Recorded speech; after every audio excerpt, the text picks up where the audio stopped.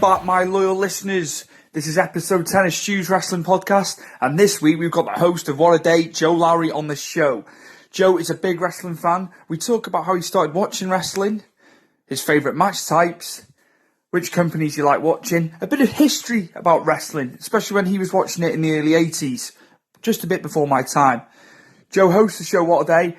He talks about news, sports, especially the sports teams in Boston. So we don't just talk about wrestling this week, we go into other subjects and topics. It was brilliant to get another interview stateside as well. I like it a lot. It's just cool to get a broadcaster on, get their spin on the business. Because that's what we're about with Stu's Wrestling Podcast. We're looking for different types of guests, not just wrestlers. We want all the personalities who are involved in the business. So, without further ado, here we go. Episode 10, Stu's Wrestling Podcast with Joe What a Day Lowry. Enjoy. Well, ladies and gentlemen, we are on episode 10, and it is my great pleasure to be on the line to Joe Lowry, the host of What a Day. What a day, Joe. Hey there, what a day, Stewie. Glad to be on the show today. Thank you for coming on. It means a lot to me. Yep. I know you're busy. This is great. You sparing. No, I appreciate it. You sparing some time to come on. It's brilliant. I appreciate it. Right, Joe. Are we ready? Excellent. I'm ready. Can I fire away?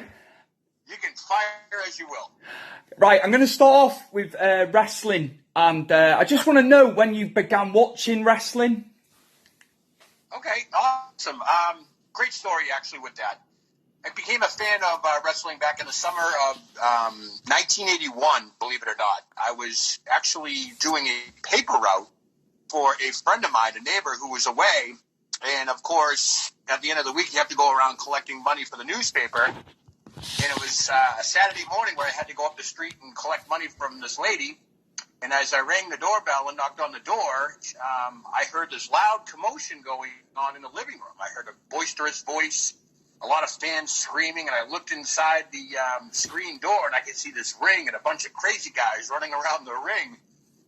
And as soon as the lady answered the door, my only question was to her was, "Hey, how did you, what are you watching?" And she goes, "That's wrestling." And I immediately collected the money, and I ran home, and my Saturday mornings changed forever right there. And that match that turned out to be that she was watching was Tony Gurria and Rick Martel versus the Fabulous Moondogs, of all things. And it was a chaotic match. A lot of craziness was going on, and I fell in love with the sport right then and there, and I was a fan ever since. So it's a good story I like to share. That's cool, man. It's obviously it's a little bit earlier than when I got into it, because I started in 1990, but no, I want to hear like your experiences, especially from the early 80s, because it was an era. It was before I was born, so it'd be cool to get your thoughts on the early 80s. Yeah. Yep. Obviously back in the early 80s, no internet, no social media whatsoever. So basically, you were regulated to whatever programming you got on Saturday mornings, which to me was WWF back then. Now it's WWE, of course. And they came to the Boston Garden. They went to all the major arenas only once a month. So for me to watch Saturday morning wrestling, to keep up with the storylines and so forth. And then we lived for that one Saturday a month where we go to the Garden and watch all our favorite heroes, whether it was Bob Backlund, Tito Santana, Pedro Morales, Greg Valentine, all the legends back in action back in the day. And it was really exciting. And another thing that I learned was the second Tuesday of every month, there were wrestling magazines that were published. And I became a huge fan of that. Bill Apter, who was probably the one taking all the pictures back then for these wrestling magazines, who I'm now friends with, he's actually my mentor now. I just got involved with collecting wrestling magazines back in the day because that was our internet. If I wanted to know what was going on in Georgia or Florida or Texas or California in the old AWA, NWA days, you had to buy the wrestling magazines. And that's kind of how that got me further into the sport. So I was exposed to that. And then when the cable revolution hit, TBS was now being shown in my house. And my Saturday nights changed because from 6:05 to 8:05 p.m., I was regulated to NWA programming, Georgia Championship Wrestling. So I was getting my fix, pretty good on Saturdays. and another local station started carrying world-class championship wrestling from Texas. So I got a good dose of wrestling every weekend when it was on, and then, of course, the once a month jaunts to the Boston Garden were just very, very popular back in the day. I mean, there were about 20,000 fans of these shows every month. It was fantastic. It's a great time to be a fan before all the social media and the internet took place. I can well imagine, mate. I can well imagine, and I think those days, even going back to like when I was watching, I think it was better. I think that way, the print media, and then obviously just your TV. In my opinion, I think there's too much emphasis now on what's going on backstage. A lot of rumor, which half the time isn't true anyway. Right. It was very well protected, wasn't it? Yeah, they protected the kayfabe back then. I remember, as a kid, my favorite wrestler was Magnificent Morocco. I loved that guy. Something about him. Just the way he wrestled, and really, he was the bad guy, the villain, and all that stuff. When these guys entered the Boston Garden to come into and back then, you had to go through the crowds to get to the locker room. They played their role to a T. They would hit you. They would push you out of the way if they were the bad guy. If they were the good guy, they'd be shaking your hands and high-fiving you.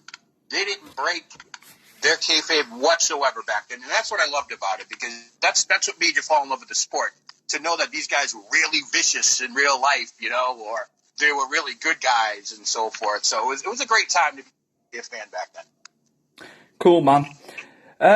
So obviously you went to shows in Boston. So was it just WWF that came up here?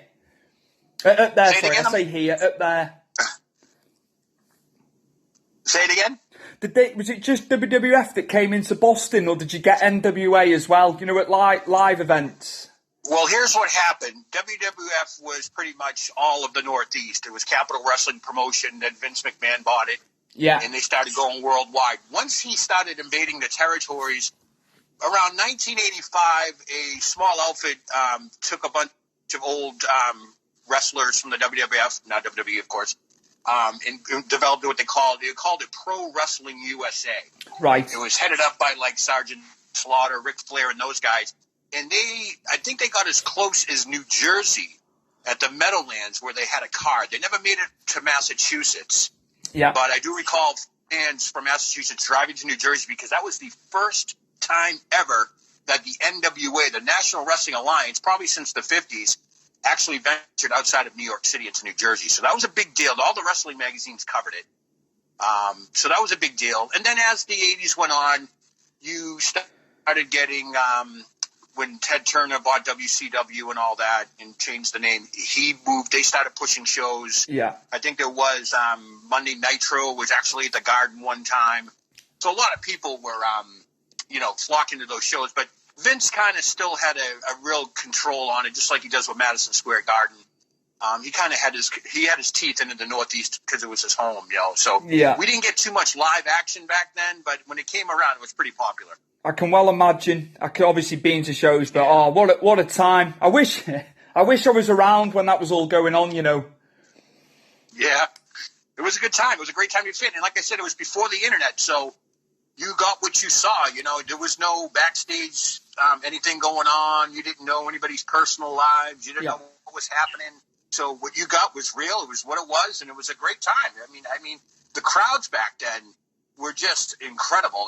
20,000 people on a random Saturday night. It was just incredible watching the matches. It was just unbelievable. Proper fans from your end as well. Staunch. Oh yeah. Staunch wrestling fans. Yeah, the old adage was the streets of Boston were safe that night because all the crazies were at the Boston Garden watching wrestling. Brilliant. Yeah. You've obviously said that you like Magnificent Don Morocco. Who else did you gravitate to, whether it be heel or face? Who did you like to see? I was at the beginning, believe it or not, he was just as popular as Hulk Hogan, and I have to say this because to me, growing up, Bob Backlund was very, very popular. It wasn't until right before Hogan showed up that the fans kind of figured out that they could root for whoever they wanted no matter what. So Bob Backlund was a big guy, a very popular guy growing up. Pedro Morales, obviously, he's been around since the 60s and 70s. he was always a big attraction. Personally, my favorites, besides Morocco, I'd be remiss if I didn't mention Jimmy Superfly Snuka. He was a great athlete. He really could. Bob Backlund didn't even have to be on the show. He could sell out the show just being on there as well. And then Killer Khan, he was a mainstay around here. You know, he's the one that broke Andre the Giant's ankle, so I feared him. God, when he used to come into the garden, people used to run away from him. Really? That's how scary he was when he came in. It was incredible. Really? Yeah. Yeah, they played their roles pretty good. So you know, that it made me the fan I am today. You know. So. Don't get that. Just don't get that these days. I'm not knocking the modern product. I do enjoy it. But yeah, it's just changed. I get you. It's just that mystique, like you're saying. There was a mystique to it, wasn't there? Right. Like you said, it's not sports. It wasn't sports entertainment back then. It was considered, you know, a soap opera / athlete / whatever. And you know, nowadays the sports entertainer could be 5'9" and you know less than 200 pounds, which is probably everyday average human being. Now, back then, I don't think the smallest wrestler was under 6'2", 250. These guys were enormous in size. Yeah. So when they walked in, they were larger-than-life creatures. And, you know, they were very influential on children growing up and teenagers and, you know, even young adults. People loved it back then. They were larger than life. Andre the Giant, look at him, 7'4", 500 pounds. You saw him coming a mile away. You ran. He was huge. Absolutely. Yeah. Absolutely, man. What were your favourite matches of all time? I think I'll just extend off the characters and then which matches? That's an easy one. Okay. Steel cage matches were the best. Right. Okay. They ended the feuds. They dictated who was number one. Back then there was a lot of juice, aka blood flowing. So, I mean, some of the matches I remember. I mean, I sat ringside and you know had blood spilled on me at a few matches. It was the way the sport was run back then. You know, Roddy Piper against Bruno Sammartino in February of '85. You know, we had just lost the Super Bowl to the Chicago Bears, and out comes Roddy Piper to fight Bruno. And he hangs up Chicago Bear posters all over the cage, and Bruno comes out and just beats and annihilates him. And you can actually see this on the network in YouTube as well. Roddy Piper does this blade job that just, I mean, it's reminiscent of the Slaughter Pat Patterson match there from 1981. It was bloody. It was bloody and vicious, and got the crowd going. 20,000 strong cheering them on. So you'll have to send me that one, Joe. Oh yeah, with Piper, because I've never actually seen it. Truth be told. Yeah, that's a good one. February of '85, unbelievable. It was an unbelievable match. Which now, obviously. We've talked about match types, but what were your favourite matches looking back? Maybe like your top 5 matches of all time. Top 5, okay. Definitely have to go with Snuka Morocco cage, when Jimmy Snuka jumped off the cage. Yeah. That was huge. Mick Foley was in attendance at Madison Square Garden. Yeah. I would say that one because he did actually hit Morocco with it, but 2 years prior, he did fight Backlund. Snuka fought Backlund in the cage, and he jumped off and missed him. That's how he lost the match. That's another one of my favorites. I would really have to say my greatest match that I witnessed, saw on pay-per-view, had to have been Randy the Macho Man Savage versus Rick Steamboat, WrestleMania 3. I mean, I think they had more than 100 pinfall attempts in that match, and that was unheard of back then. If you ever get a chance to look at that on the network or online, that was a top match there, because it was just epic to see, 93,000 fans. And, everybody was there to see Hogan versus Andre, but they stole the show. There was no doubt about it. They stole the show. That's where people... That was incredible. That's what people forget, isn't it? Not Piper. Steamboat and Savage. Because you had Hogan and Andre, and then... Yeah, I know it's been said time and time again on the documentaries and that, but that was the match of the night, wasn't it? Yeah. Oh, definitely. They stole the show. Nobody could keep up with it after that. It was two athletes, perfect. It was like lightning in a bottle.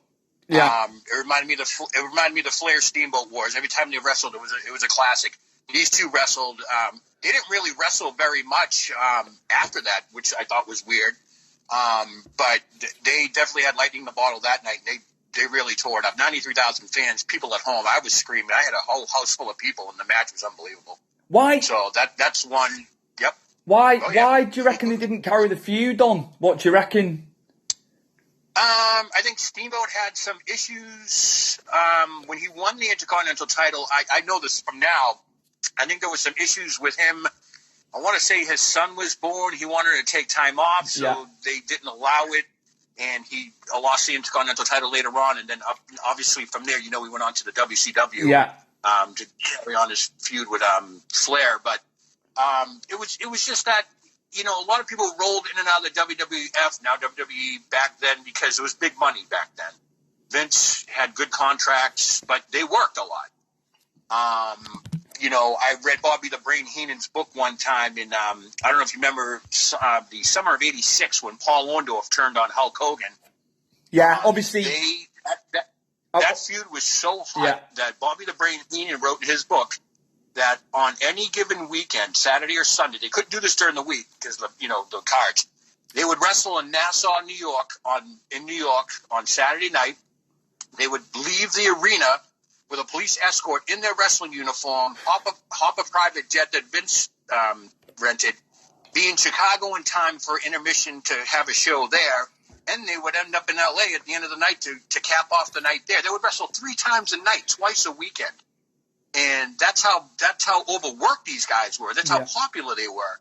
So I think that wears you down. There's no doubt about it. I think Steamboat at the time was probably getting into the family business and all that stuff, and he just had to take a step back. That's probably what happened. That's why that feud didn't go far. So, which is understandable, Sure. Oh yeah. So, and then obviously he went on to have the matches with Flair, didn't he? So it was. Oh, yeah, he had a whole bunch of the Chi-Town Rumble and all those matches. Sure, they were classics. Yep. It's a good move for him, wasn't it? Yeah, it was a great move. Now he's in the Hall of Fame. Yeah. I did see him on the street in Atlanta, WrestleMania week, but I didn't want to, stop him from crossing the road. I could have spoke to him, but do you know what, Joe? I thought I'll just leave him well alone. Yeah. He's crossing the street. I don't want to mither him, so that was that. Well, that's good. Some people aren't like that. They'll just accost him anywhere. So I've seen fans like that too. So, but hey, it is what it is nowadays, I guess. Yes, it's just knowing your time when to do it. Oh yeah. And be respectful. They're human beings at the end of the day. Mm-hmm. So that's for sure. That's it. That's awesome. I'm trying to think because I've not written anything down. I'm trying to think what to ask you. That's quite all right. That's quite all right. I can edit anyway. It's fine. Sure, that's fine. If that's okay with you. That's perfect. It will sound brilliant. I'm telling you. Awesome. That's a good question actually. What was your favourite or is your favourite WrestleMania? Ooh, my favourite WrestleMania. Or name a few. Well, I mean, all right. I got to tell you the story. I know I have stories, but this is how big of a fan I was, and everybody that I tell it to says you got to share your story. Now, when I was into wrestling, I was addicted to wrestling. I had pictures and posters everywhere. So when WrestleMania 1 came out, it wasn't on pay-per-view. You had to go to the Garden, buy a ticket, and watch it on a big screen. It was called closed circuit television back then. That's how they did it before pay-per-view came around. So the first WrestleMania was held on Sunday afternoon, which is a weird time. So I was 14, 15 years old at the time, and I usually play street hockey with my buddy friends on Sunday. And that day I told my parents, I'm going to go play street hockey. I'll be back in a couple of hours. So what I did was I grabbed my hockey stick, and I walked down the street, and I ditched my hockey stick. I take a train into Boston, I scalp a ticket for $20, and I go and watch WrestleMania. And, back then WrestleMania only lasted about 2.5 hours. They had like 10 matches. It was quick, Hogan and Mr. T and Snooker beat everybody, and Piper and Orton and Orndorff. Yeah. And when I was leaving the arena, a local TV station, Channel 5, was interviewing people. And they interviewed me. And they asked me what I thought of WrestleMania. I thought it was great. It was the best thing. Hulk Hogan won. He's awesome. And I go home, a couple hours later, and, we're sitting down for family dinner, and the phone starts ringing. And they're like, oh, oh, that was great to see Joey on TV and all that. And my parents are looking at me like, what are you doing on TV? I thought you went to play street hockey. And I got busted there. I told them, no, I actually went in town to watch WrestleMania and all that stuff. And, they kind of laughed and chuckled. And, that's how big of a fan I was, because I knew nobody wanted to go see it with me. So I just had to go ahead and sneak in town and watch it. So I always like to tell that story. So that WrestleMania 1, the beginning for me has always been has a soft spot in my heart.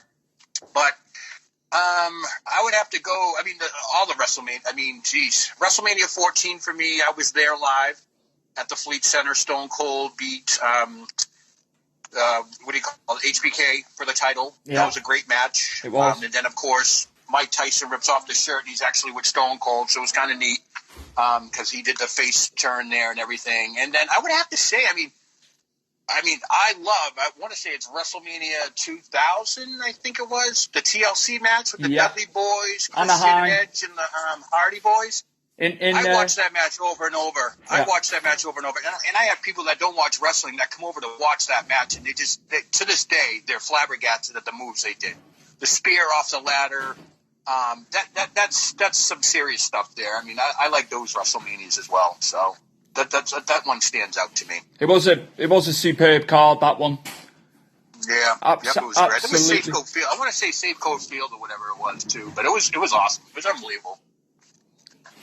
It's cool, man. It's cool. Right, you obviously love wrestling, but but your show, you're a broadcaster, and you do other sports, don't you? Especially Boston teams. So elaborate on that. What you do. Okay, well, basically I've been broadcasting for a while now. I got away from it and I got back into it, and with the power of social media now, I decided to develop a Facebook page, YouTube page called Joe Lowry's Whatta Day. Now, Whatta Day comes from when I was a little kid. A lot of kids get nervous around people, and some people shy away, some kids don't say anything. I used to say nervously, "What a day." Right, okay. And then people would just start talking. It would relieve the tension, whether they were talking about sports, weather, news, you name it, how their lives are, both good and bad. I just always said, what a day. It was just my way of saying hi. So it's carried on throughout the year. So I developed the show, What a Day. And What a Day is exactly what it's about. Now, living in the Boston area, how can you not talk about Boston sports? We are obviously championship town here with the Red Sox, Bruins, Celtics, obviously the New England Patriots. Yeah. So believe it or not, sports and weather really dominate the news around here. It's not unlikely that they'll interrupt the show around here and talk about something that's going on with one of the sports, whether it be the Bruins, Celtics, Red Sox, Patriots, that type of thing. So I kind of, I throw in my sports in there. I throw in some tidbits that nobody's heard of. This past year I broke a story that the Oscars was going to be without a host, and I first put that out there. Nobody believed me, and then all of a sudden the Oscars went hostless, so everyone's like retracting that, saying, "Oh, Joe reported that a month ago." So it's little things like that I like to touch base upon. What a day means anything. It can mean anything at what's going on at any given moment. It's cool, man. The origins of What a Day. I like it. Yeah, I like it a lot. What a day. Do you get to many of the sporting events? Obviously, because you cover the teams.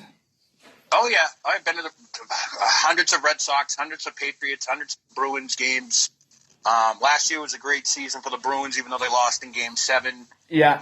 Obviously, the Patriots winning it all. Been to a couple of games there. Red Sox, with their championship victories last year, we went to a couple of games against the Yankees last year. We go to a lot.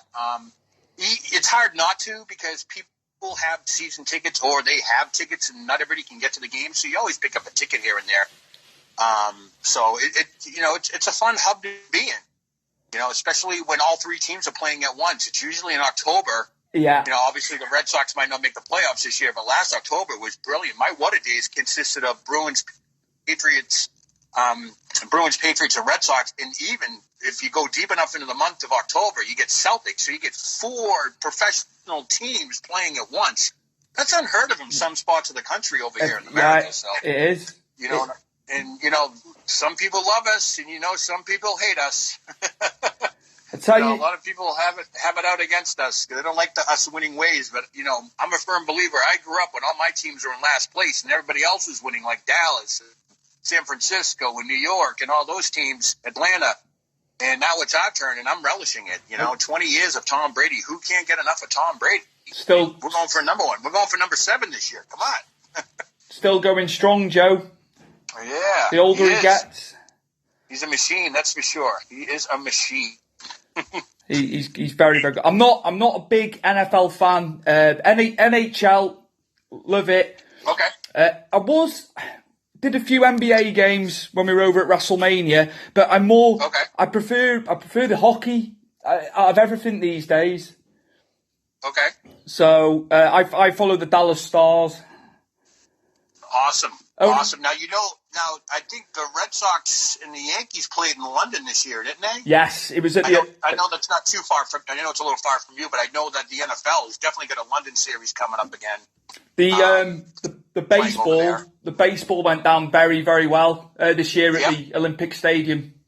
Yep, I saw that. So that was pretty cool. So you guys are getting a taste of it over there. So it should be, hopefully it turns some fans on. They need to do a London franchise, I think. Yeah, that'd be nice. I mean, the time difference, it doesn't seem as bad as everyone once thought it was. Yeah. I mean, if you guys play in the afternoon personally, what I love about football in London, to be honest with you, is on Sunday when they have it, I get up in the morning, there's football on the rest of the day.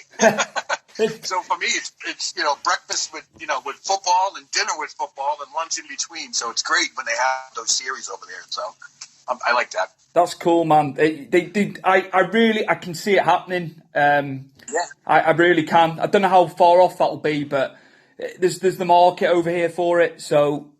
Oh, definitely. They're smart. They know what they're doing. So you guys will get another taste of it. And probably more games will go over there. I'd like it. I'd actually like to attend a game over there. That'd be kind of neat. Just to extend off What a Day, you cover entertainment news as well, don't you? Yep, I try to cover if something big's happening. I mean, I'm not like if something is really out there, I'll try to throw it on my show. Like I don't like to do all the gossipy stuff and everything like that because everyone gets a hold of that. But like the other day, I found out I didn't even know this. John Cougar Mellencamp and Meg Ryan are actually engaged to be married. I had no clue that was happening. I didn't even know they were together. So I kind of broadcasted that, and I just got so many hits on my website and everything. People were just like, "Oh my God, I didn't know they were getting together." And she went on a talk show a couple of weeks ago and said she plans on getting married. And they were like, "Who are you engaged to?" Nobody knew they were engaged. And here's a rock icon and a famous actress put together. Nobody knew it. So, I'll cover something odd like that, but I don't like to cover all the gossipy stuff and all that because everybody has that. So I like to be a little bit different. I like the birthdays when you post them as well. That's cool. Yeah, that started out. I want to say it started out late last year. I kind of like, I'll just pick a handful of birthdays. A lot of people like it because some people lose track of who these people are or don't know. Like Macaulay Culkin's birthday was the other day. Home Alone's getting big again because they're going to remake it. So that's a big deal. So I put him on there. And just like little shows from the past, like today's James Bond, Barbara Bach's birthdays. So, whatever happened to her, and I kind of put that out there. So a lot of people like that. So I just do that for the fans. It's really cool, man. I was going through like literally all the birthdays on your page. Yeah. It was I loved it. It's brilliant. Great addition to the page. It gives it something. It's funny because to be honest with you, I get so many hits off it. Facebook's telling me how my posts are doing, and 90% of the time it's the birthday post people love. 200 people commented or 300. I'm like, oh my God, people really like these birthdays. I guess they like them, so I'll keep doing them. Gotta keep doing it, Joe. Tell you. That's it. I'll keep doing it. We love it. Right, I'm going to go back to wrestling now. Awesome. What are your thoughts on the product now, whether it be WWE? Obviously, AEW's getting a lot of press and they've got a lot of traction. Even NXT and Ring of Honor. What are your thoughts on the business as a whole? Overall, I think it's great for the business. With the WWE, I'm a huge fan, always be a fan. But now I'm going to say up until SummerSlam, WWE's programming was very, very stale. It got to the point where I just DVR'd it and I'll watch it the next day, and it was the same old eat, sleep, repeat scenarios, very stale content, and I knew they had to make a change, and they did. They hired Paul Heyman and Eric Bischoff. Obviously, we now know Paul Heyman's running Raw, Bischoff is running SmackDown, and you can see a difference in the writing now. We're back to the out-of-the-ring promos. We're back to soap opera storytelling, the whodunits, the Roman Reigns storyline of who's trying to hurt him and things of that nature. They brought back the King of the Ring. Last week they brought back Jerry Lawler. So these are like little tidbits. I know this is Heyman's way of doing business, where he's adding that flair again to, what's going to happen next? And that's exactly what's going on. So kudos to them for doing that. On the flip side, AEW, big fan as well. What Cody Rhodes has done, he's taken independent wrestlers and just gone backwards. What's old is new again, is what I'm trying to say. Is there's a brief storyline and there's ultimately great wrestling, and that's what they're putting out. The Kenny Omega storylines, Cody Rhodes, that the brother versus brother match that I still have taped is just, to me, probably one of the greatest stories ever told. And Ring of Honor, all them, I thought Ring of Honor pulled off the upset of the century with securing Madison Square Garden. That is WWE's backyard, their home field, and for them to sell out in X amount of time, it's just great for the sport. It's great to have, and with NXT, I've been to NXT live shows. NXT, they're doing the same thing as well. What's old is new again. It's Triple H's baby. Triple H is my generation. There's a story and there's a match. And NXT, the Matt Riddles and all those guys over there, they're just unbelievable athletes. And I just think it's great for the sport. It's giving everybody an opportunity now to, okay, we're just not regulated to one programming of WWE. We now have NXT, which is going to be on USA September 18th. And, of course, AEW is coming on, TNT, starting in October. Yeah. They've sold out tons of places now, including Boston. They're coming to Boston. Are you going? Giannis Arena. Yep. And they sold out, too. So it's just been incredible. I think it's great for the sport. I'm a wrestling fan through and through. I've been regulated to WWE programming my whole life. I'm obviously privy to that, but that being, half these guys that are wrestling now in AEW were on their way to WWE, and this is where they ended up, and it's just great. A great exposure for them, and I think it's making a comeback. I think wrestling will be just right up there with all the other sports again because of the exposure and the amount of opportunities and different venues we get to see. So I think it's great for the sport. Just to go back to Heyman and Bischoff taking over, I couldn't believe people 2 weeks in saying there's no difference, but they weren't actually in place at that time. Yeah, I think when they made the announcement prior to SummerSlam, people wanted that change right away because they were excited that it was happening. Bischoff didn't take over, I think, until, I want to say, a week after SummerSlam. Yeah. And Heyman's always been backstage with Brock Lesnar or with that storyline. So he made little changes, but you could see the difference now. Absolutely. I just got through watching last night. It's just a good flow of action. The Street Profits announcing the matches. That's a simple thing when you think about it. You take two talented guys who have some type of charisma. All they're doing is telling you what's coming up and what's going to happen. That's all they're doing. But the way Heyman has them doing it, it's must-see TV. It's a great thing. I know people that they text me during the show and they're like, Joe, you watch this? I can't believe I'm watching them. They're just doing something so simple. I go, oh, that's Paul Heyman. That's what he does. He's a genius in that area, and that's exactly what he's doing. Now I'm watching it from 8 to 11 as opposed to watching the first 10 minutes going, okay, same old stuff again, and turning it off and watching it the next day on DVR. Now I'm watching it. So there is a definite change, different vibe backstage. Of course, I'm friends with Road Dogg, and he's obviously moved on to NXT now, but he sees a difference in the programming, and he knows he's on the inside looking out as well, and he's seen a difference. And even the backstage, people are excited again. They want to be on TV again, and that's huge because before, like, it was eat, sleep, repeat, and that just makes for a stale product. So hopefully they continue in this direction. Clash of the Champions looks unbelievable.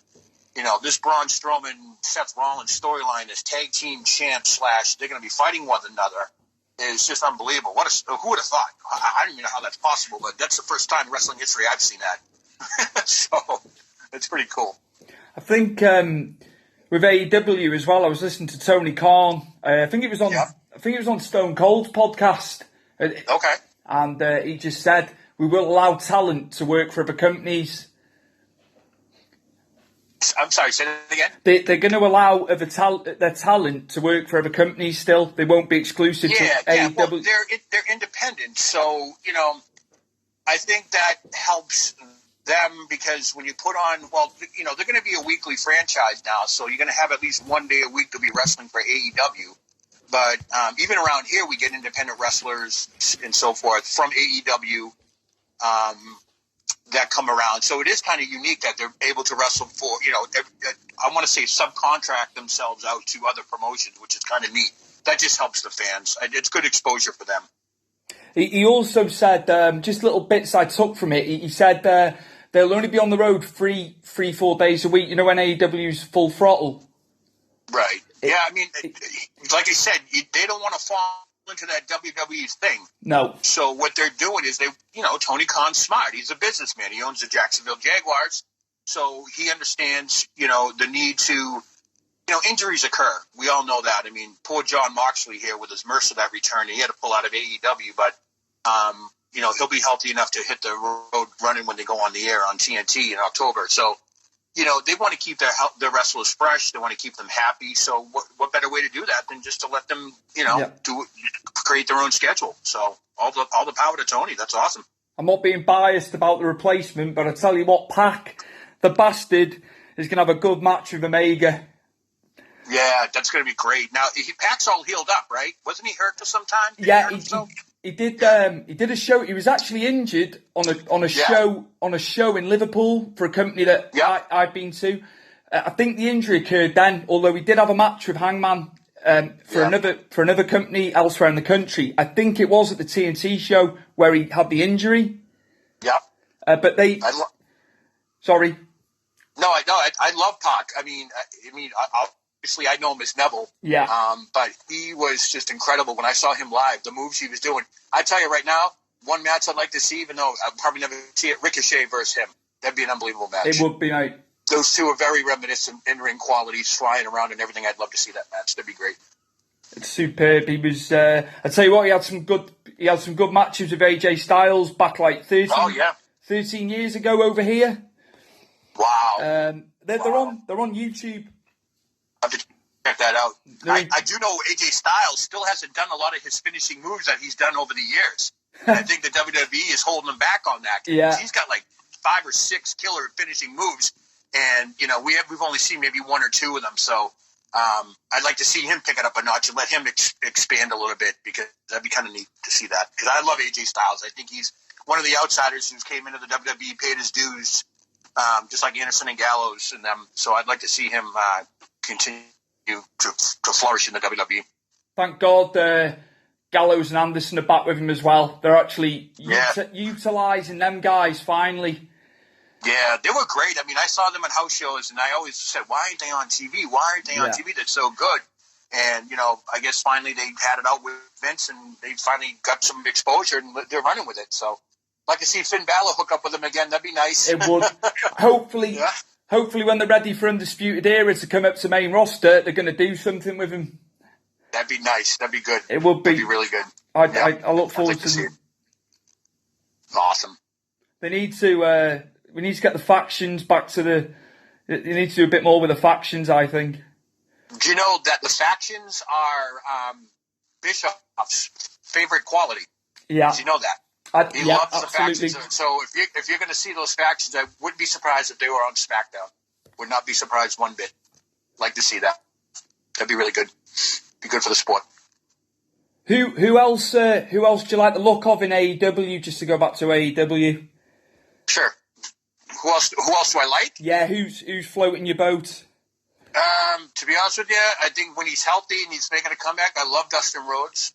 Yeah. He's got a good story. I know his age is getting up there, but like I said, with him and Cody, that brother versus brother storyline was unbelievable. I don't think it would have worked without either one of them in that. Kenny Omega, I love him. He does a great job promos. And the new guy there, forgive me if I forget his name. Is it MJF? Is that his name? It is, mate. He's got a future. He is the epitome of, I don't want to call him the Miz Part 2, but this guy can talk and wrestle, and that is what AEW needs, and they need to let this guy go. I mean, flourish. They need to let him do what he got to do, because I think he's part of the future as well. And you can't, of course, overlook Chris Jericho, because he's part of the deal too. But out of all those guys, that company's going to be going somewhere soon. So MJF, man. With them. MJF, 23 years of age. It's crazy. Yeah. He's so good already. He doesn't even look 23. No. He doesn't even look 23. He looks like he's 30 years old and he's been doing this for 20 years. I love it. And that's what they need. They need a guy like that. Keeping in character for interviews as well. Obviously, it's brilliant. Yeah. It's like the old days. Yeah, it's exactly. Like I said, what's old is new again. It's coming around. It's a generation thing. It's going to come around. People want to go back, and this is what they're doing, and I think it's great. I think it's great for the sport. Cool, man. I like the fact that he's still allowed to wrestle for MLW as well, because he's done some good stuff there. He's done some brilliant stuff with the Dynasty, obviously going against the New Heart Foundation. So, I like the fact they're allowed to work elsewhere as well. It's good. Yeah.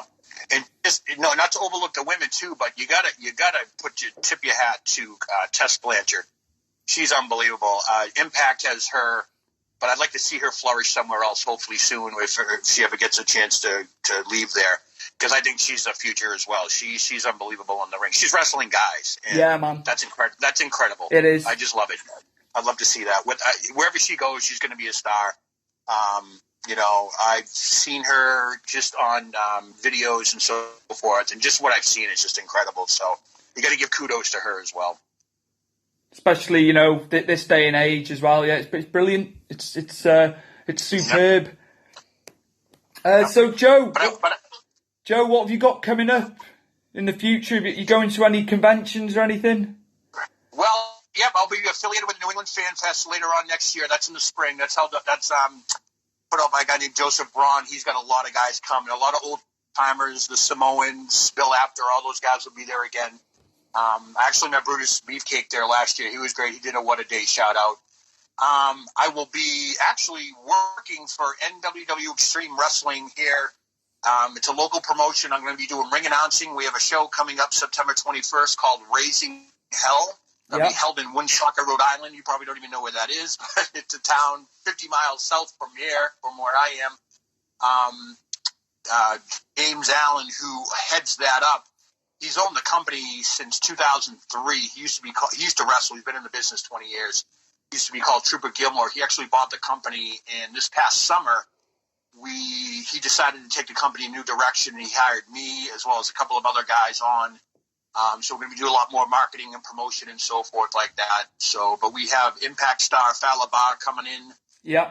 The Tokyo Monster Higashi's coming. So we have some good talent coming up September 21st, but I'll be ring announcing for that. And then, of course, I flip it over to the boxing side of things. I don't know if you know I do ring announcing for boxing. No, I didn't. We have the Rocky Marciano tournament coming up in October, November, and December. Yeah. It's usually 5 nights of bouts, which each night people get eliminated and they move on. It's a tournament. It's been going on since Rocky Marciano was alive back in the 60s. That's run by the Capiellos over here, but this is a great venue for great amateur boxing. Future professional fighters come through these ranks, and it's great that I get to introduce these guys because they love the way I do it, and they get all excited. And some of these guys will be main eventers not too far down the road, so that's good exposure for them and myself. I try to keep busy, so that's what I'll be up to for the next few months. That's brilliant. I like the fact I've been able to speak about all your other projects and not just wrestling, which obviously that's what we're about, but it's cool to get you talking about all the stuff you're doing. I think it's brilliant that, you're doing the boxing side, you're doing the entertainment news, you cover the other sports. It's just brilliant. Fair play. Yep. It's all about the voice, right? It's all about the voice. You're a voice, aren't you a voiceover artist? Yes, I do voiceovers too for commercials and stuff. I've done those in the past as well. Yep. I've got to tip my hat to you, being able to do all the things that you do. Yeah, I'll actually have to forward you the promo for the wrestling event coming up. I do the voiceover for it, so you have to hear that one. You'll have to send it over to my podcast page and the website. Definitely, I will. I'll definitely do that. Plug it for my international audience.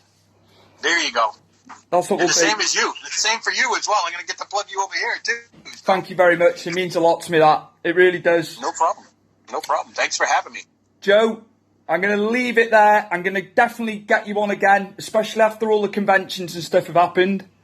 Oh, definitely. We'll get together again. It's been brilliant. Just thank you for coming on, mate. It means the world to me that you've come on today. No, I appreciate the time, and you have a great day over there in Wales.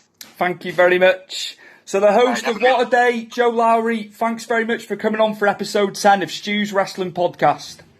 Thanks, Stu. You have a great day. Take care, mate.